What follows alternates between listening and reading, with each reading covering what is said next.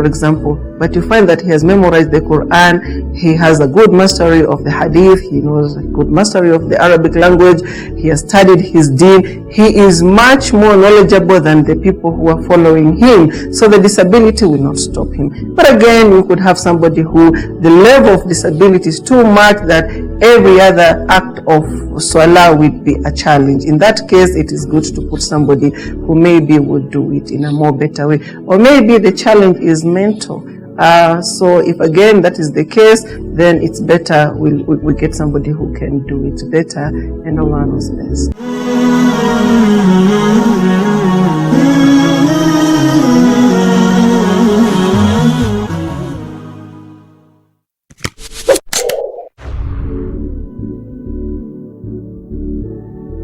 Am I too young to marry at 17? You are not too young to marry at 17 if you will be ready to hold the responsibility. And I remember I answered a similar question in the previous episode, and I said that what is important in a marriage is that somebody should have attained the age of puberty. At 17, you have attained the age of puberty. But again, I remember also I cautioned, at 17, are you ready to hold a marriage plus the responsibilities that come with it? So it is not just to marry and think it's just fun to marry, but if you are able, it is good. 1, 2, if you are marrying because you don't want to get into zina, the more better. So yes, you can marry at the age of 17. There is nothing wrong with that. You've already attained the age of puberty, and Allah knows best.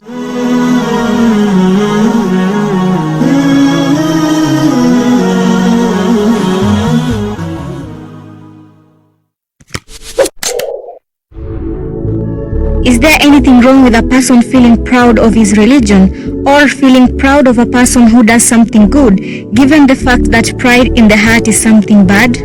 Now, it all depends on what kind of pride that we're talking about. There's pride that leads to arrogance. There's pride that would just make you feel good. It could even be, it could come as a way to appreciate or feel good, but it might be looked as proud. Like I would say, I'm proud to be a Muslim. I'm not arrogant. I'm just happy. I'm happy that I'm a Muslim. So if I feel good about my Islam or a good act that I've done, if that good act does not come with show off, if my Islam does not come with show off, if it doesn't come with arrogance, if it does not come with belittling others, there is absolutely nothing wrong. We need to understand what is wrong is when we start looking down upon others and belittling others and arrogance, but just feeling good. I feel nice, I'm a Muslim. I'm alhamdulillah glad I'm a Muslim woman, for example. There's absolutely nothing wrong with that.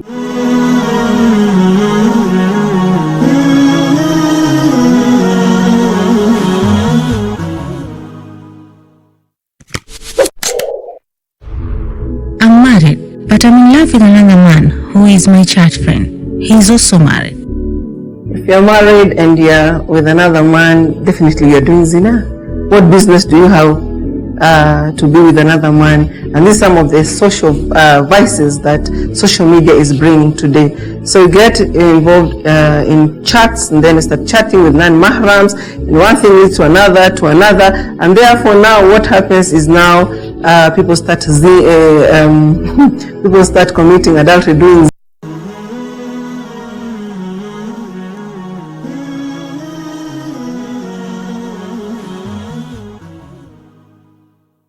Ahlan wa sahlan wa marhaban. You are watching the Sabah Show. Keep it locked right here on Horizon TV.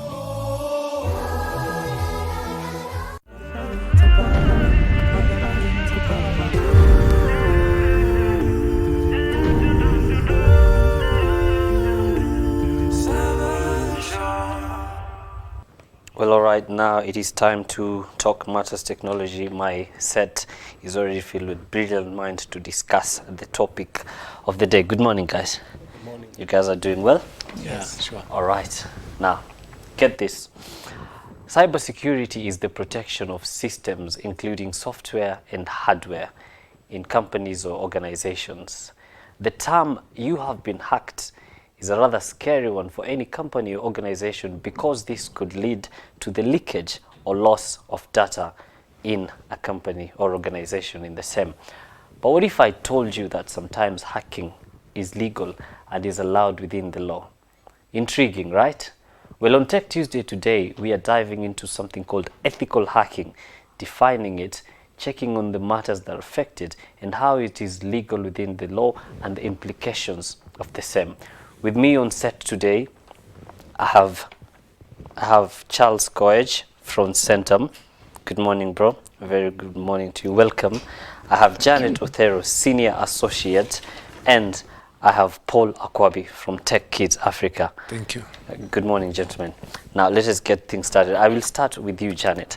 Now, when I hear the term hacking, or when majority of the laymen out here hear the term hacking, the first thing that comes to mind is, how is that legal? Yes. Because we're thinking this is something that is wrong, this is something that someone shouldn't do. Yes. But to actually know that it is something that is legal and accepted within the law, yes. Kindly explain that to us. So hacking is known as just gaining access, and it's usually unauthorized access because you've not been given permission to cross certain systems or to access certain codes or passwords to be able to now enter into another system where you're able to access data or access information or just be able to go around the particular system.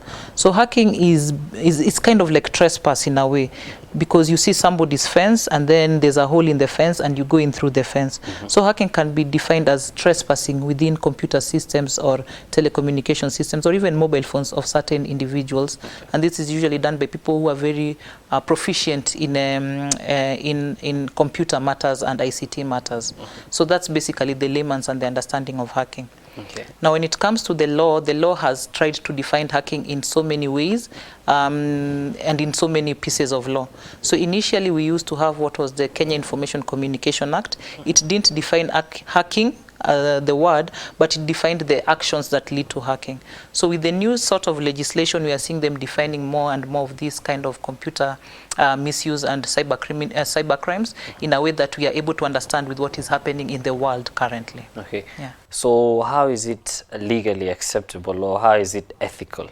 So because as you said in the layman terms, it is like I'm seeing your fence, there is a hole in it, and I'm passing right through it. So unauthorized access is illegal at all given points. Unauthorized access of systems, of data systems, of software, of computer systems, of passwords and codes. But what is becoming more and more clearer in the world as we are going on is that certain developers and websites realize they have gaps in their systems. So they're inviting people to come and basically do penetration tests on their systems, on their websites, on their apps, on their software. So in such a sense, it's called solicited hacking, because as the owner of the computer system or of the computer product, if I want to find out whether my product is secure, I put it out there and I tell people, please come and hack this system. There'll probably be a reward in terms of bug bounty, or there'll just be recognition, or I might even give you a job. So those are the parameters within which ethical hacking is allowed. Although some of these hackers are very young and they have all the time and they have all the resources. So somebody will just go to YouTube and see a tutorial on hacking and they'll come and try and do it in real life. Intentionally or not intentionally, that is not known. But they'll just come and try and hack in real life and see whether they're able to access systems. And in some chances, they become successful and they're able to hack. But we're talking about young children who don't know any better. Okay. So again, those are things now the law needs to look at when somebody is doing what is ethical hacking. Okay. Charles, you're a penetration tester and a certified hacker at the same time. How do you do that? How do you come and look at a software or a system and know that this is penetrable or not? Okay, when doing penetration testing, there are some guidelines you need to follow. First, you have to, a computer system owner, for example, will get to you with a request on, I want a penetration testing to be done on my system, either a mobile application, a website, their systems in the organization. So they'll first give you a permission, something like a letter, which will show the scope of work, what you need to do, and what types of tests you need to carry out on the system. Okay. So that one, you need to have permission from the owner first, and then now you can start you need to sharpen your tools and then start the work. All right, Paul, can ethical hacking be used as a tool to improve cybersecurity? Actually, basically, The existence of hacking has really made technology to improve and go even far. You can even get it from the technologies that have been growing in Kenya.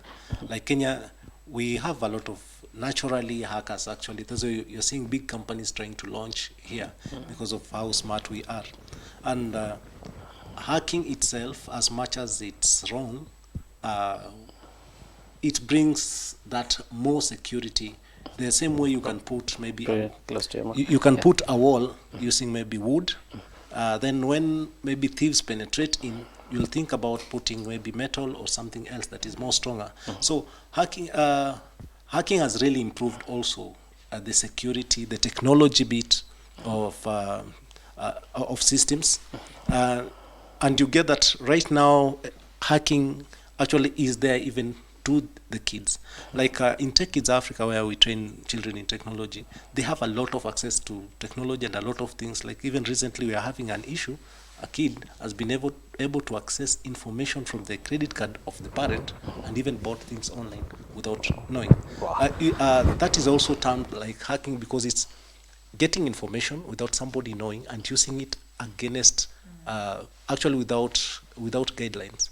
So I think what I can say is these are topics that are futuristic and we really need to be looking deep into it. Okay, Charles, on the same, do you think ethical hacking can be used to improve cybersecurity? Yes. Ethical hacking, that is like asking someone to check your system if there is any weakness on it. Once they identify the weakness, they give recommendations on what should be done to improve the same. So once you implement that, by default, your system will be stronger than it was before. Okay. Yeah. Janet, what are the different types of ethical hacking that are known? So, like I mentioned, the famous one and the common one is the bug bounty. So the bug bounty is when somebody has a new product in the market, and I think Apple did it recently. Okay. So they say we are launching a new product, we are launching a new operating system and everything, and we'll put it live for 12 hours on the internet and everything. So hackers are invited to come and try and penetrate the system or to dismantle it. Then Apple tells you there's a reward of probably $1 million for whoever is able to do it in the fastest way, or using the easiest way, or using multiple formats, or even for the first 5 that will be able to identify different bugs. So they give you a reward. So that's one type of ethical hacking. The other type is when you just want to test the strength of systems that have been introduced. So recently we've seen the government is rolling out digitization services for most of its operations. So like a government would probably invite hackers from a certified association or just people who are reputable in the field and tell them, as a government, we are rolling out this system, we are partnering with this provider, but we need to make sure that the systems are secure. But there'll not be any reward, there'll not be any payment, but we are doing it as a public interest to just ensure that the data of the citizens is protected. So that's another type of thing where you're just in it for the ethical and the morality of it and not really for the financial reward that comes at the end of it. Okay. Yeah. On a lighter note, where can we place the Tala incident? I would place it, that is clearly unsolicited. Okay. It's unsolicited hacking to the extent that nobody asked them to hack, and even if they were doing it, were they doing it with the intention of helping Tala, or were they pulling a Robin Hood in terms of helping the debtors of Tala get away with not paying certain debts? So I'd term it as unsolicited, and it's actually a criminal offense. Okay. Yeah. Charles, before we go for a break, what are some of the vulnerabilities that an attacker would spot if they wanted to hack something? Okay, we have vulnerabilities ranging from configurations of systems, configurations of servers, and even when it comes to mobile applications, for example, the way a programmer will write this or how code can become a weakness in a system. So what the penetration tester will go for, or an hacker will check for those weaknesses in a system, like someone is saving their passwords in plain text somewhere. Those are some of the weaknesses they will go for. And then once they have them, they can use to attack your system. Okay, very informative information right there from Charles from Centum Investment. So you know don't keep your passwords in plain text because someone can easily hack into your information and do away with whatever it is that they want. On that note, we'll take a quick short break, but when we come back, the question is, do ethical hackers need protection from the law? Don't go too far. This is Tech Tuesday. Ahlan wa sahlan wa marhaban. You are watching the Sabah Show. Keep it locked right here on Horizon TV.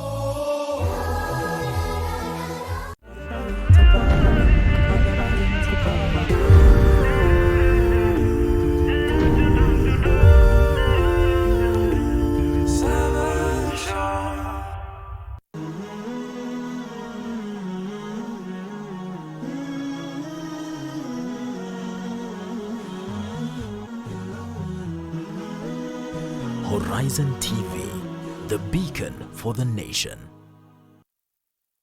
Ahlan wa sahlan wa marhaban. You are watching the Sabah Show. Keep it locked right here on Horizon TV.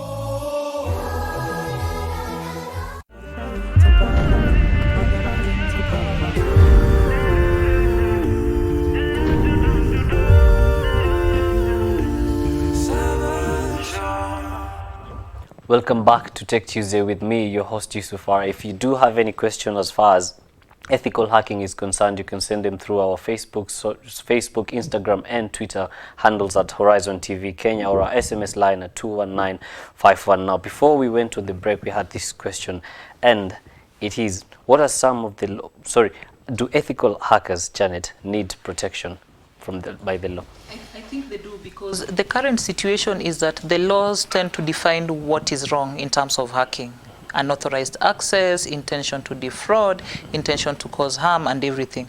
But the term ethical hacking has not been defined in any piece of law that we have.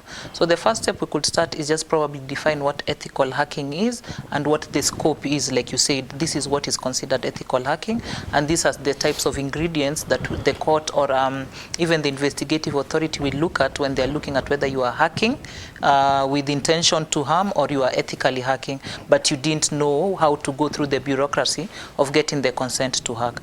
So if we can define it and define the scope of what ethical hacking, that would be a good start for ethical hackers, and kind of just define it as a defense to some of the offenses that are there in the Computer and Misuse and Cybercrime Act.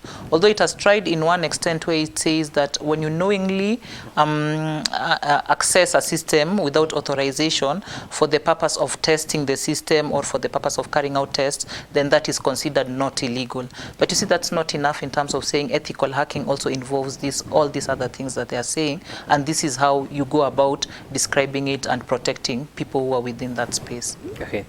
Paul, what information or system would the hacker mostly want to access? Actually, about hacking, it's usually out of a need. So what's like, for example, I want the people I know who have hacked, but it is through a need. For example, even in most universities here that we are having in the country, a lot of students hack to the system, change the results. Others actually change even the school fees balances. And some of them, I know of a person actually who didn't have school fees at all. So he was just surviving. So he had to do that out of the vulnerability he was going through.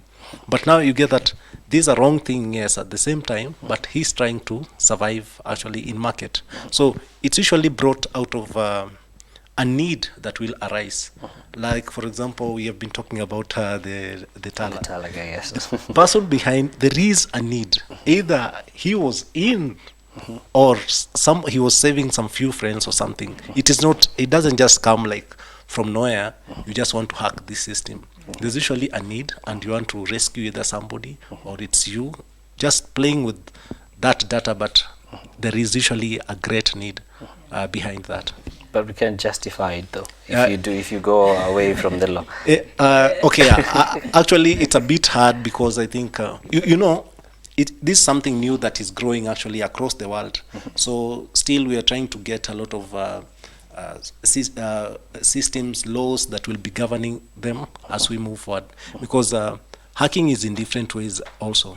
There, it's either through getting the passwords, through getting access to your phones, the codes and all that. So it really depends. But I think we are growing. Hacking has brought a lot of growth in how technology is supposed to grow, how the law is supposed to put some measures. Yeah, so, Okay. yeah. Charles, your thoughts on the same?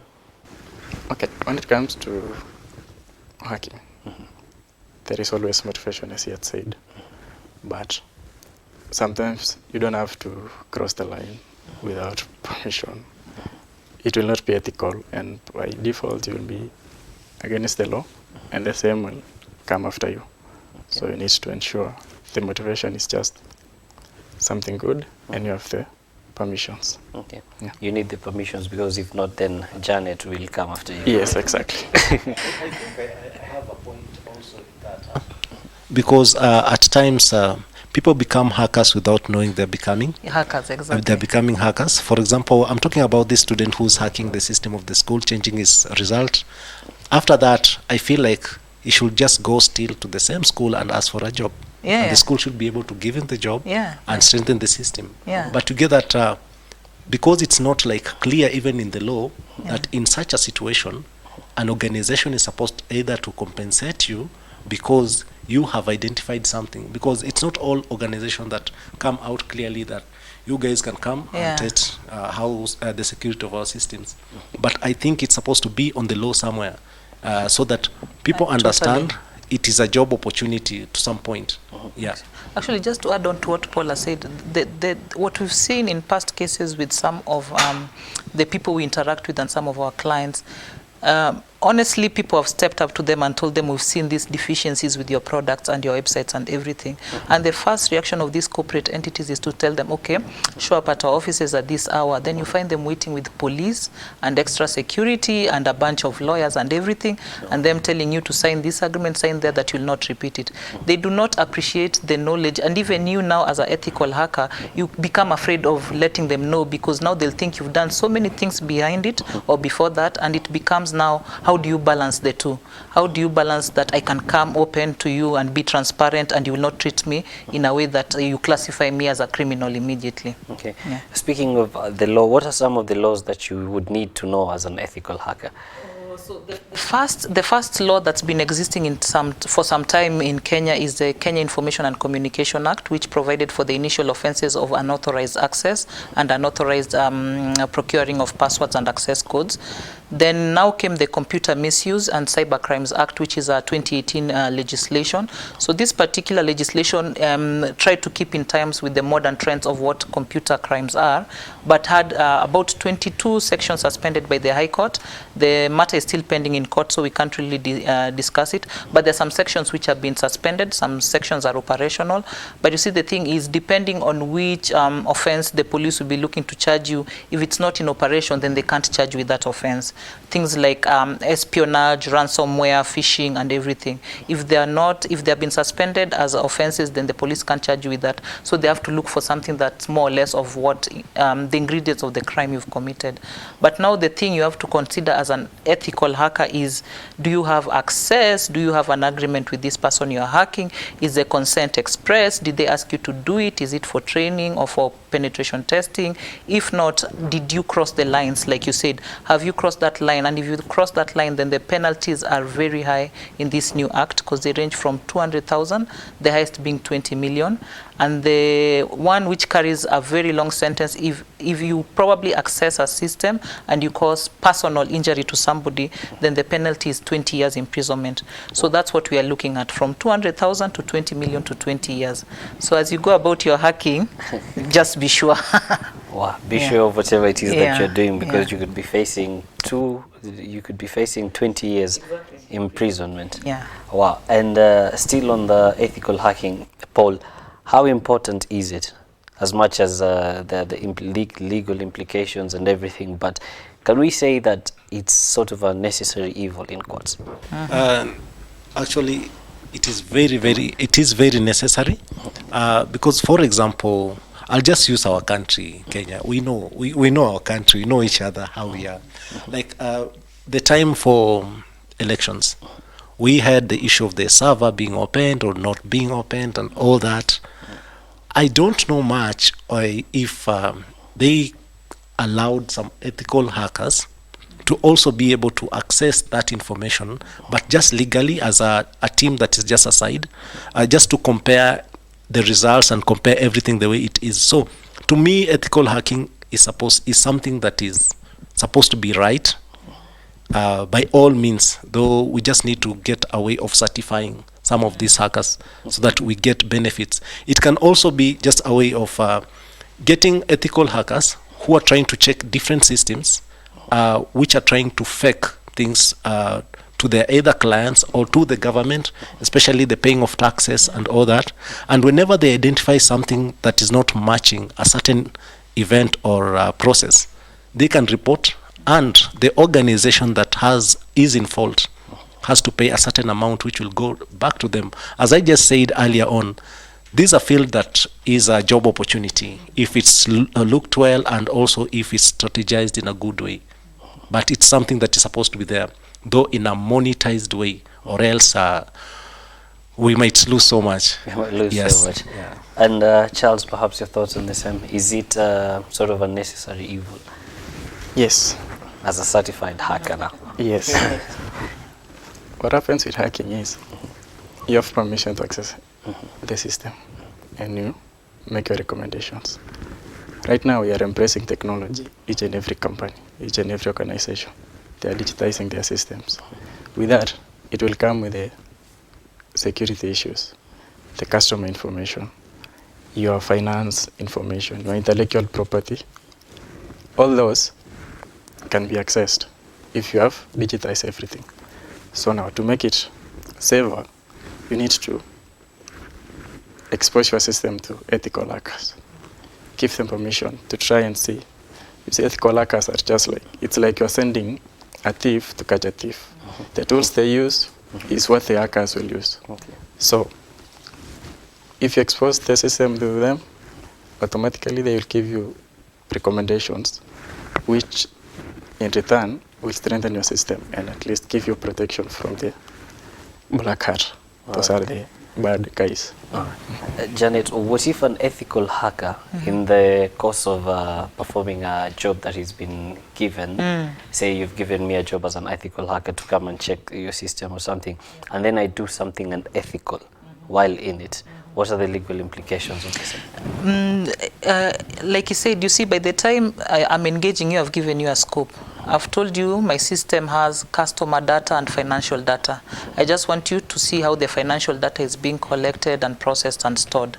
Then, because maybe you get other ideas, you go now into customer data and you start going through that data and probably removing it or copying it, which means now you've gone out of your scope. So because there's a contractual agreement in place, you'll definitely be breaching the contract. But apart from breaching the contract, you've now committed an offense where without authorization and without knowledge and without consent, you've gone to a place where you are not supposed to go. So you definitely now committed a criminal offense because the ingredients are there.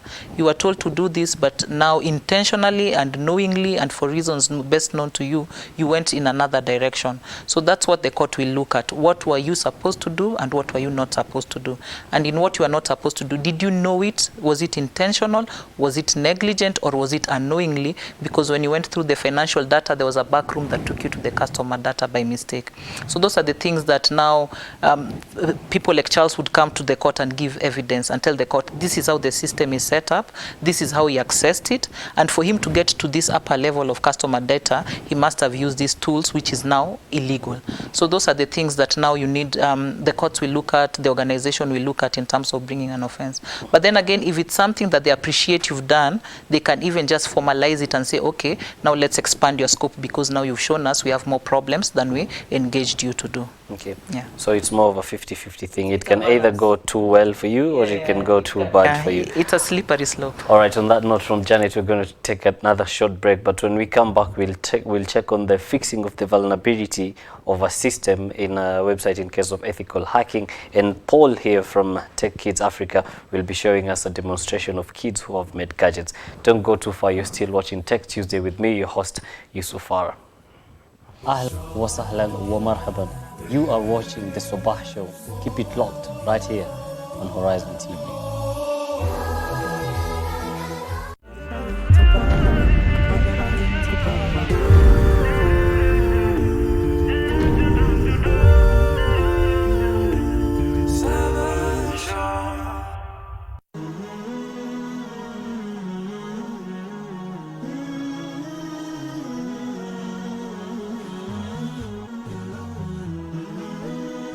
Horizon TV, the beacon for the nation. Wake up to exciting mornings every day. Active Jumatatu with Muhammad Obura. Tech Tuesday with Yusuf Farah. Wednesday, the special edition Business Chat with Ibtisam Jamal. All about your health on Healthy Thursdays with Mariam Wacharo. Aisha Khan with thorny pertinent issues every Friday on the Round Table. Fresh discussions, direct probe in Sabah Show, only on Horizon TV.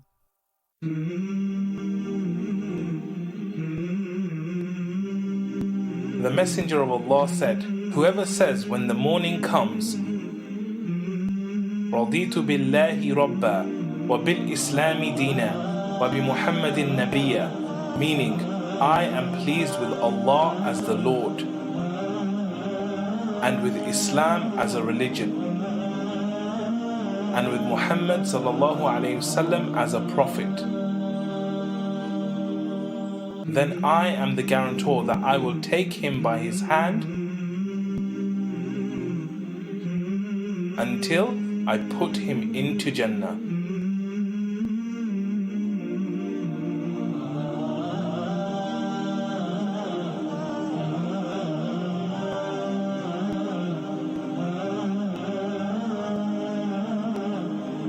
Are you finding difficulty to find us on Azam Decoders? Rescan your Azam Decoders and find us on channel 008. Horizon TV, the beacon for the nation. Abu Najma with kids. We learn Quran. We learn Quran. We learn Quran. We learn Quran. We learn Hadith. We learn Hadith. We learn Hadith. We learn Hadith. We learn the duas. We learn the duas. We learn the duas. We learn the duas. We love a prophet. We love a prophet. We love a prophet. We love a prophet.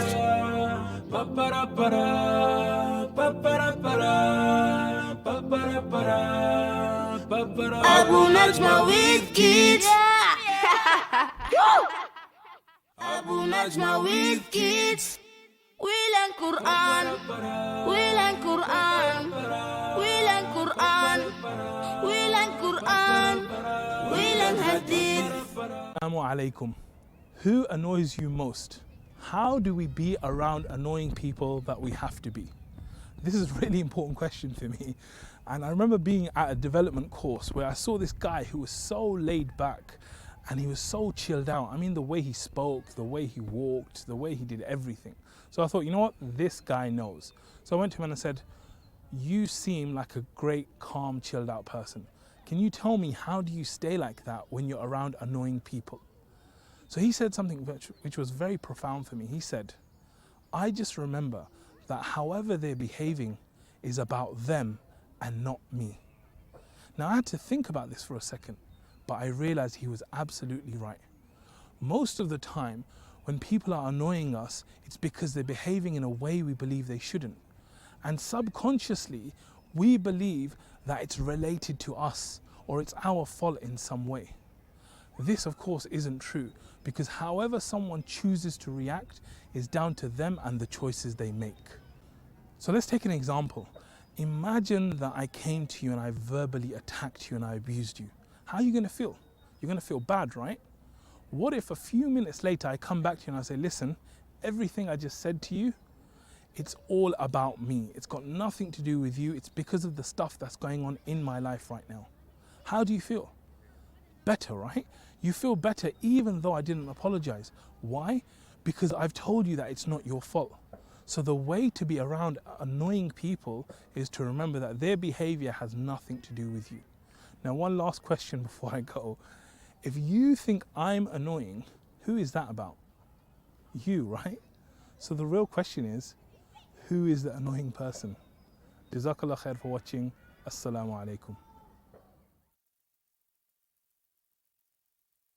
تبارك الذي نزل الفرقان على عبده ليكون للعالمين نذيرا. Ni kitabu kitukufu ni kitabu ambacho cha miujiza kilichoteremshwa kwa mpangilio, hazikuletwa harufu hizi za mkato moja kwa moja, hakuna mfano wake, na hamwezi nyinyi Makureishi kuwa ni wenye kutunga kitabu kama hiki, ingawa zimetumia harufu zile ambazo zimezitumia katika kuandika au katika kusema. Miujiza yake Al-Malik, Mwenyezi Mungu ana uwezo usiokuwa na kifani. Ni malengo ya Qur'an, khazain zote za ardhi na samawati ziko mikononi mwake. Sheikh Muhammad Badamana na uchambuzi wa Qur'an kwa undani kila Alhamisi saa 3 usiku kwenye Horizon TV.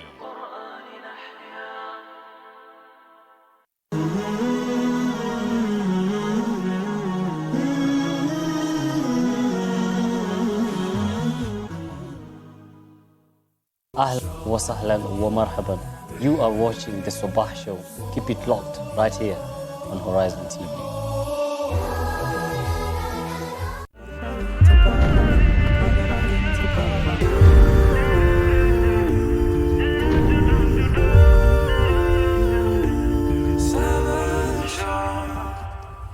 Welcome to the last and final segment of Tech Tuesday with me, your host Yusuf Farah. Now, before we went on the break, we had this question, and Charles, what is the best way to fix the vulnerability of a system? First, before I answer the question, maybe I take you through one of the main methods that is used for hacking right now, which is social engineering. So social engineering is one of, like, right now, human beings are seen as the weakest link for the systems. So hackers will be targeting people, not actually the systems. Once they have access to you, they can always have access to the system. If you're working for this organization, that is it.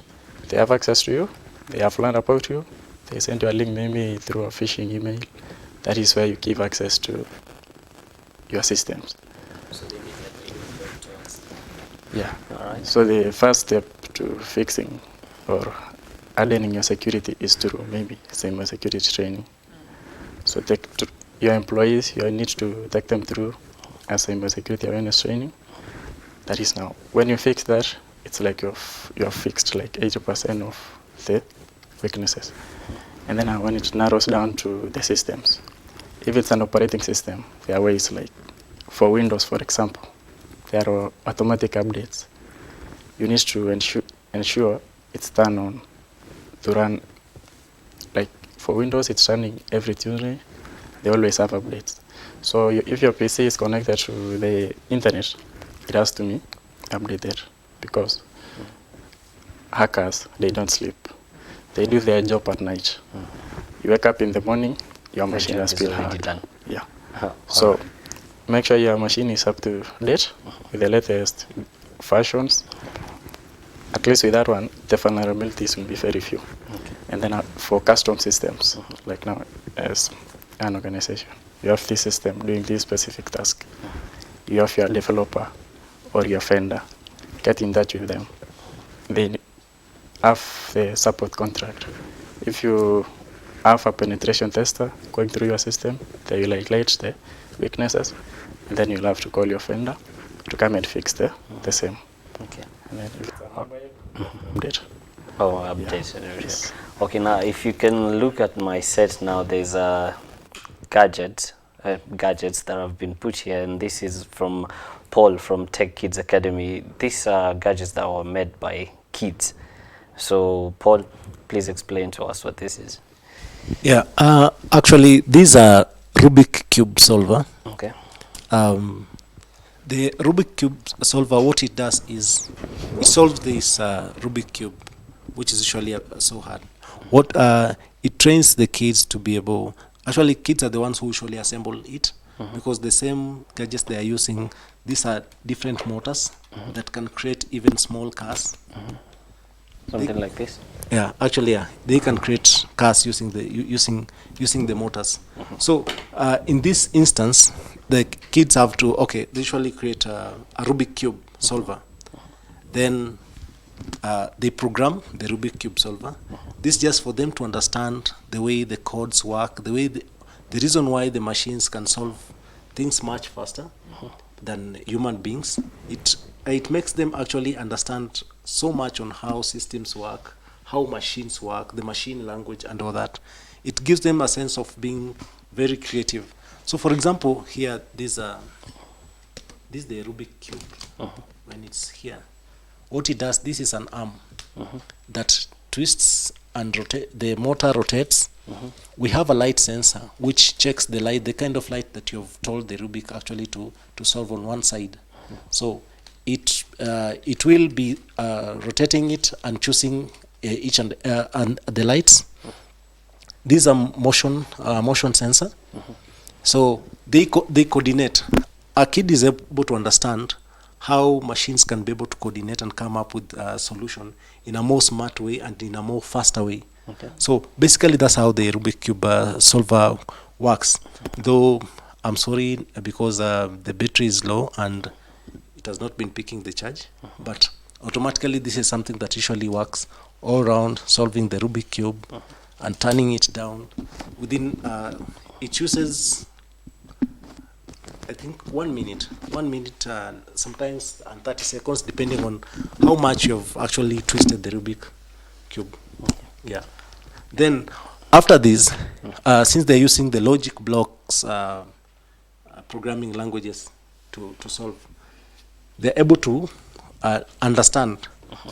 This is the head that is just based here.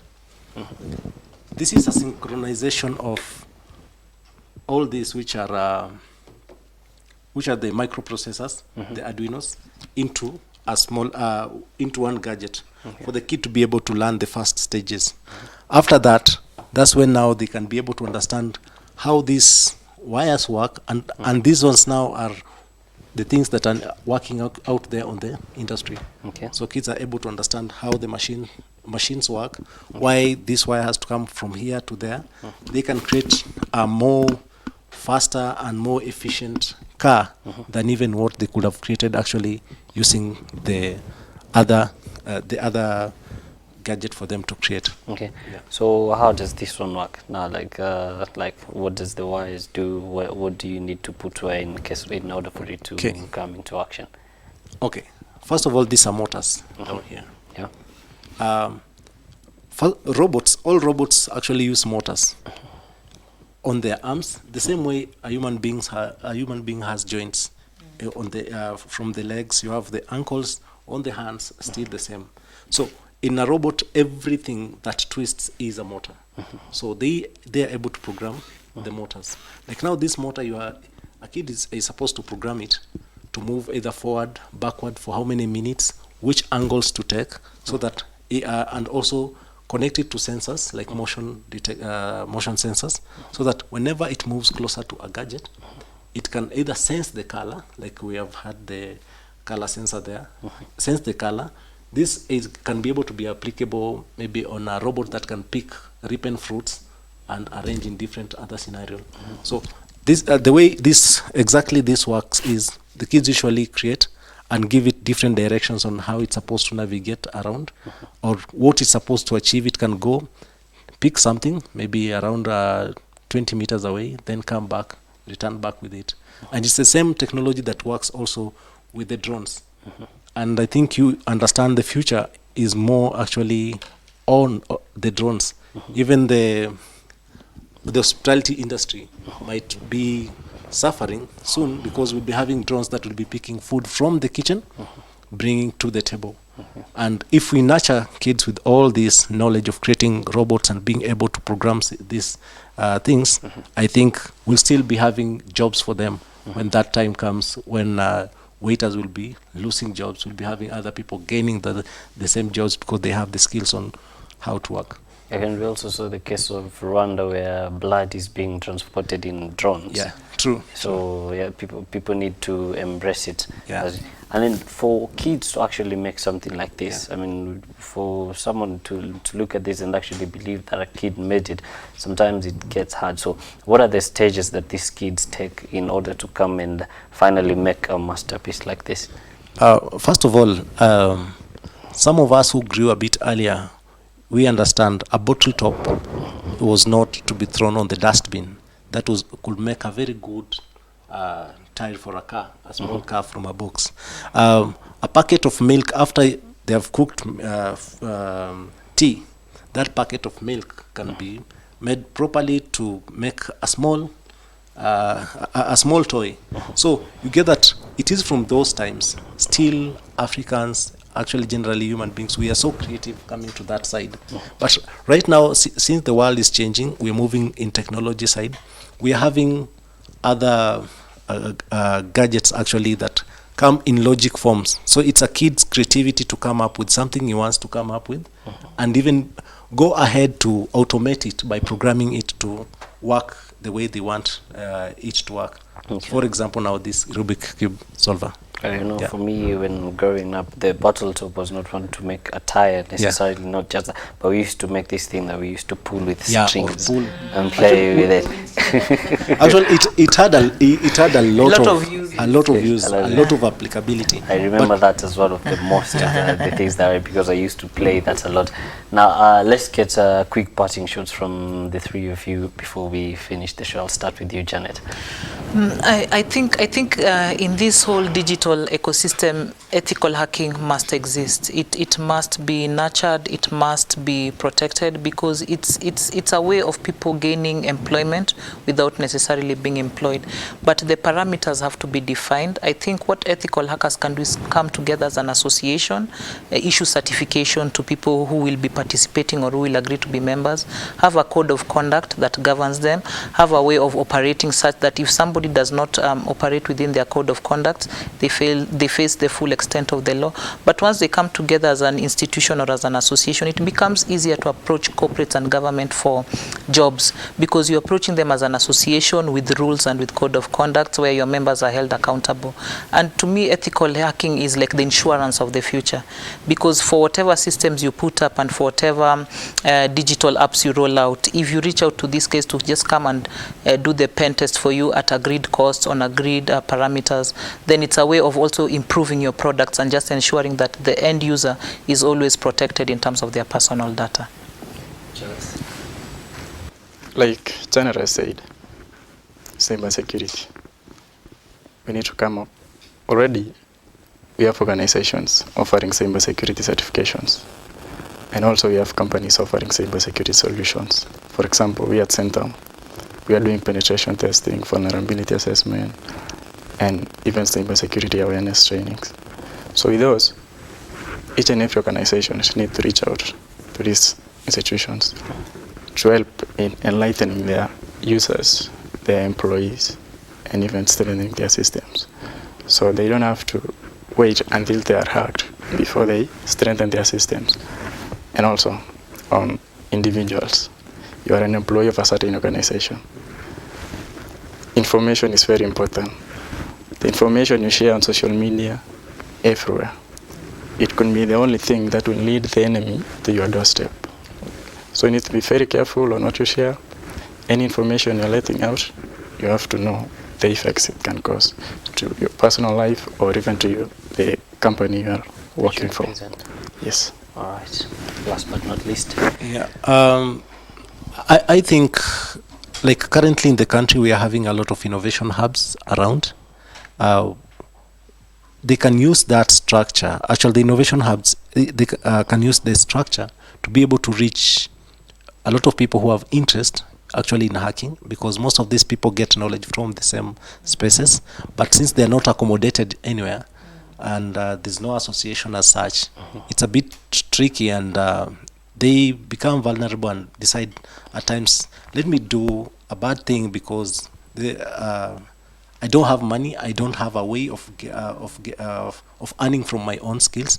So if the innovations hubs actually in the country can be able to spearhead this, have even clubs or groups of people who are just ethical hackers, either in the learning stage or others who are practicing in market. It will be easier to use that structure even for the government to be able to know how to control different measures. So yeah, that's what I think I can just suggest to anybody who has capacity to make that happen.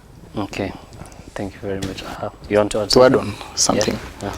Hacking has become a field of interest to many people, but the challenge is people do not know the implications, if it's illegal, or they do not know if it's something that can really, like Janet said, you can go to prison for 20 years.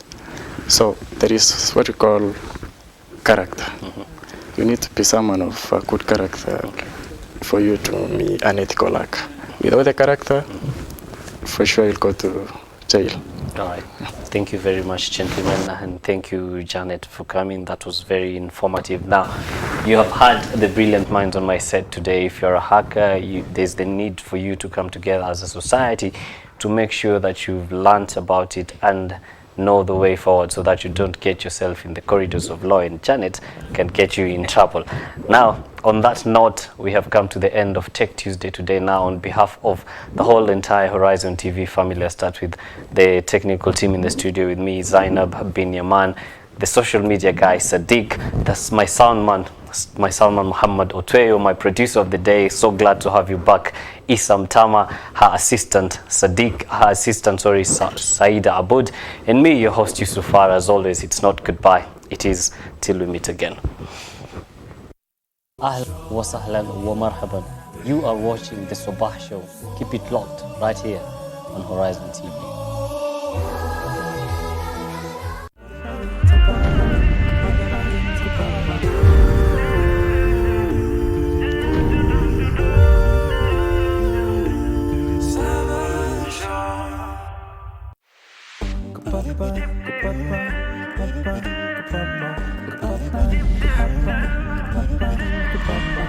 Bye.